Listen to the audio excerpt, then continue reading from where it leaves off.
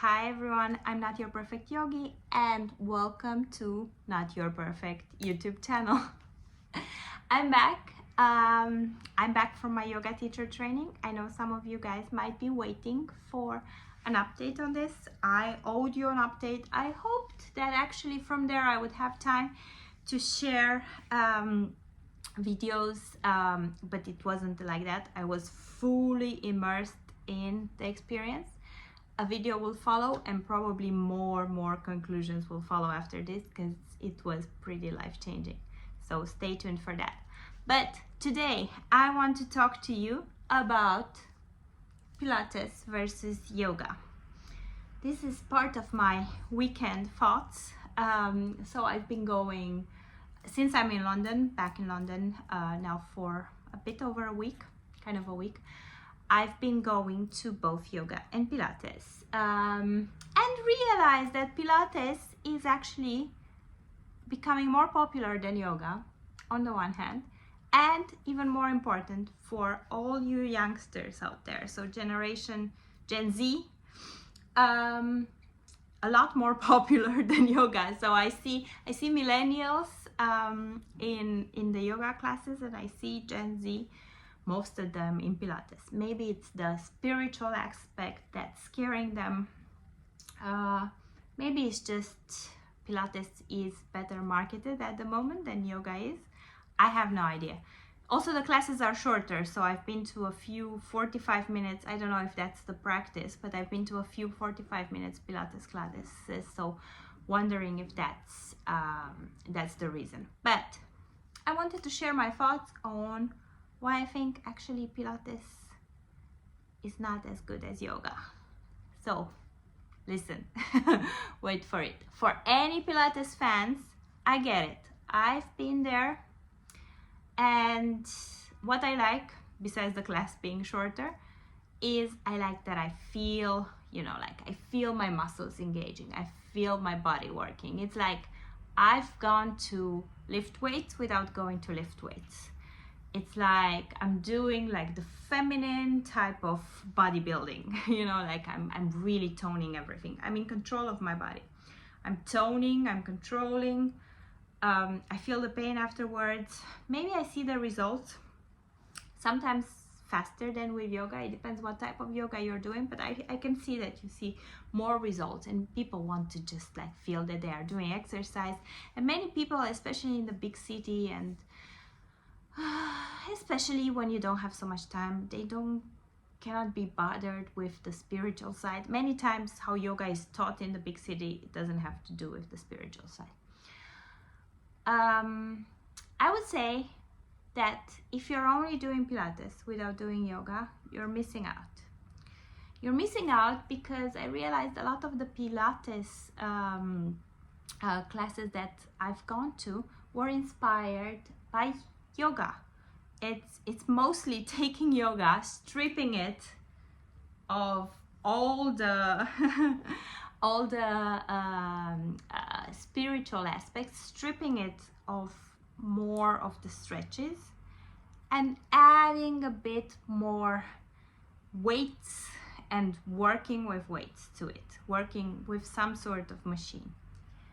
What happens when you're doing this is your body might be getting in better shape, but I found myself while I was doing it, I found myself still counting the breath, still doing inhale and exhale, how I was taught from yoga. And that has made actually the exercise a lot easier for me than the rest. I realized that at one point the teacher was asking, who is this easy for? And I was like, me, where I don't usually do this.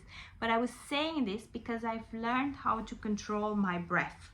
So if you're a yoga practitioner, you know that controlling your breath in and out actually gives you a whole advantage of how much you can go into an exercise, of how good you can do the exercise, like of how much weight you can bear. So lengthening your breath, inhale, exhale, and knowing when to inhale and when to exhale makes it easier for you to do the exercise, makes it more pleasant.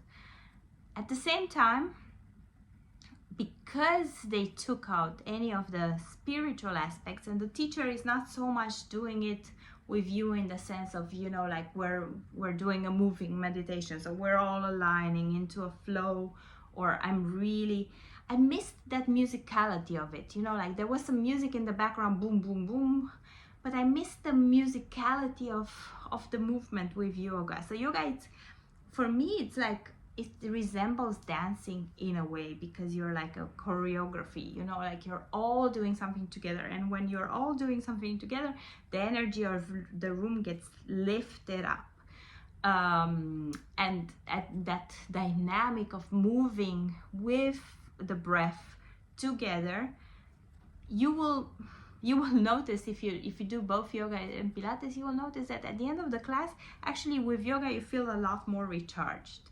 It's like, okay, we all moved, the energy moved you, you know, like the energy of the other people doing the same thing at the same time with inhale and exhale is moving you through it, and you're performing the exercise easier. That's why I love to practice more with people, even when I teach, than to practice at home on my own, because the energy of the room, the energy of the people lifts you.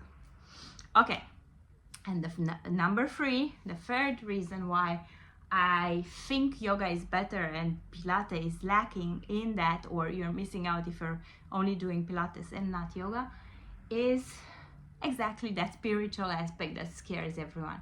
I know that in London or in many places there's no time to do a lot, you know, like in Pilates they still keep shavasana at the end, they still say downward facing dog to certain things, you know, like they use the postures, but they don't use the, you know, like the purpose of the postures. Many times, if you give yourself some time for proper yoga, at the end you're in a meditative state.